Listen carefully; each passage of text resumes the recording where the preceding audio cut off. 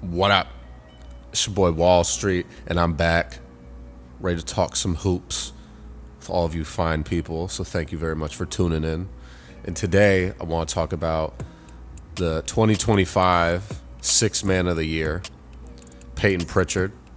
And I want to talk about, the rest of the voting and how all that went, and just give my feedback on, who else, was in consideration, and, just give flowers to everybody, because there was a lot of really good candidates for this award this year. I do think Payton Pritchard deserved it, very much so, had a career year. But there was a lot of other people that made impacts on their teams, specifically coming off the bench, and I think we need to talk about it. So let's dive into what the voting turned out to be. So Payton Pritchard obviously came away with the award. He had 454 points out of a possible 500 total points. 82 first place votes. In second was Malik Beasley with 13 first place votes, had 279 points. Jerome got 2 first place votes, 91 points. DeAndre Hunter, Jerome's teammate on the Cleveland Cavaliers, got 2 first place votes, 33 points total. Naz Reid of the Timberwolves got 1 first place vote, 31 points total. And then we had Nikhil Alexander-Walker of the Timberwolves, no first place votes, but 7 points total. Russell Westbrook of the Denver Nuggets, shout out Brody, 4 points total, no first place votes. And then Alex Caruso in at 8th with 0 first place votes and 1.1. So a lot of really good players, in my opinion, made this list. I think it was pretty decided early on that Payton Pritchard was probably going to come away with this award. I did think there was some possibility that Jerome or DeAndre Hunter could have taken it away from him. And I thought DeAndre Hunter, obviously, with the season that he had, I thought was going to garner more attention. I thought he would have finished above both Malik Beasley and Jerome, honestly. I mean, DeAndre Hunter had a career year, and playing the least amount of minutes in his career thus far, had a career year, which is impeccable, right? So it's almost like he found himself as a player, coming off the bench, right? Like it's kind of odd for players to really dive into that, but I think it takes a mature player to really be like, I'm going to embrace this role coming off the bench, and I'm really going to do what I have to do to really succeed and help my team succeed. And, he, like I said, best year of his career, 17 points per game. Obviously, he started the year in Atlanta. They traded him to Cleveland. That was the trade that involved Karis LeVert and Georges Niang going back to Atlanta in exchange for DeAndre Hunter. But 17 points per game. He shot his best percentage from three-point range this season at 40.5%. So, I really don't know what to say. I thought he was going to have more points in the voting, but it is what it is. 64 games played, 9 of them he started, 5 for Cleveland, 4 for Atlanta, and 27.2 minutes of action each night. So that is his career low in minutes. Seemingly was able to make it his most productive year. So that's a really special thing to say about a player. So I can see DeAndre Hunter improving more so. He's not the youngest player in the NBA by any means, but he's 27 years old. He definitely has plenty of room to grow. I don't even think he's entered his prime yet.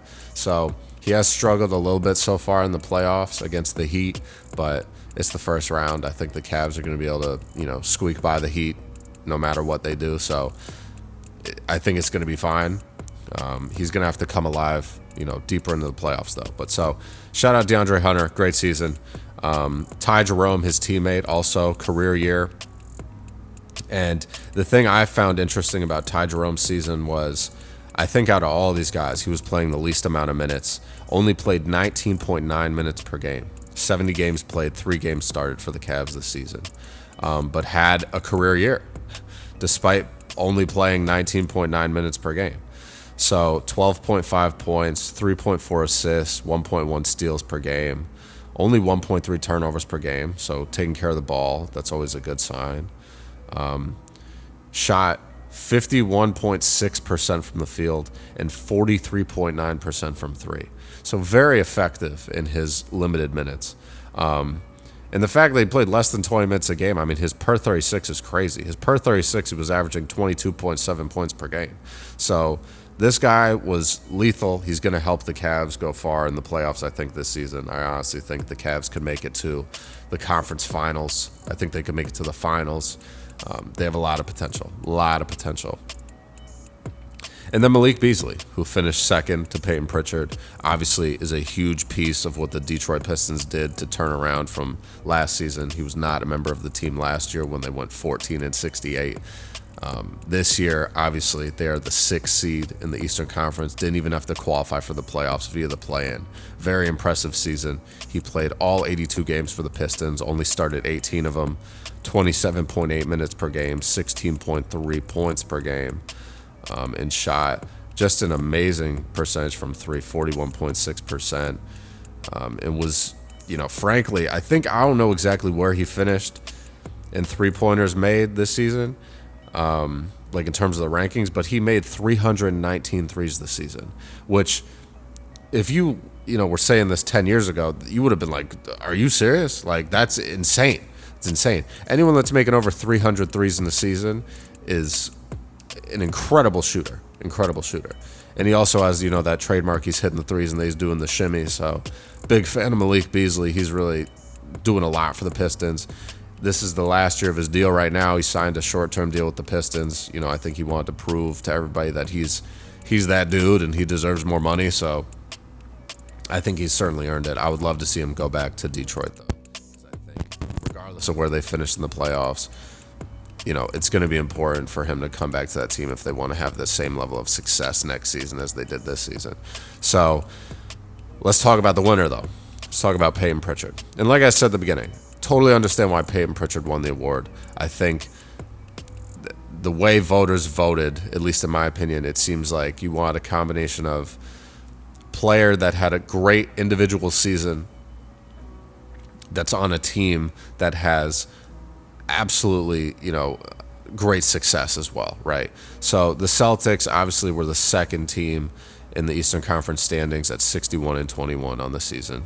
Cleveland was number one at 64-18. And then the Celtics were third overall, comparatively across the league, because you have the Thunder as the best team in the league at 68-14. So I think the way it broke down here was Payton Pritchard had a better season statistically than Ty Jerome. And despite Ty Jerome being on a better team, I think there was more spread out contributions on the Cavaliers. Obviously, the Celtics have a pretty deep team as well, but Payton Pritchard really was like the star of that second unit. And I genuinely think if you put Payton Pritchard on a team that doesn't have, a good, quality point guard, like that dude's averaging 20. Like he's averaging 20 easily. Easily he's averaging 20. So Payton Pritchard stats on the season, 14.3 points per game, 0.9 steals, 3.5 assists, 3.8 rebounds, 84.5% from the free throw line. And he was shooting 47% from the field, 40.7% from three-point range, and was taking a career-high 7.8 threes per game, making 3.2 of them per game. So 80 games played, 3 games started, 28.4 minutes per game. Took 10.8 shots per game overall, the most he's taken in his career. So it's really like the coaching staff really gave him free rein to be like, do what you got to do and, figure it out. Just go out there, play free, do what you got to do, and help us win games. And I think Payton Pritchard took on the challenge and came away with the Sixth Man of the Year award, the John Havlicek Trophy. So it's good that the John Havlicek Trophy went to a Celtic, right? I think it makes it a little bit more special. R.I.P. John Havlicek. But if you guys don't know, John Havlicek really revitalized and reformed what it meant to be a guy coming off the bench in his early years as a Boston Celtic. This was back in, I want to say, like the 50s or 60s. But that's why the trophy is named after him. But shout out Payton Pritchard. Obviously a huge piece of what the Celtics are doing. And I'm excited to see how far they can go, in the playoffs this season. They dropped Game 3 of the Magic, but I think Jason Tatum's not playing healthy. Porzingis is, always kind of, I don't know if he's not healthy or if he's fatigued or what it is, but they've got a lot of potential. It's just, are they going to be able to stay healthy? See what happens. But Sixth Man of the Year for 2025, Payton Pritchard, very well deserved. And all the other guys I mentioned, very, very important players to their teams.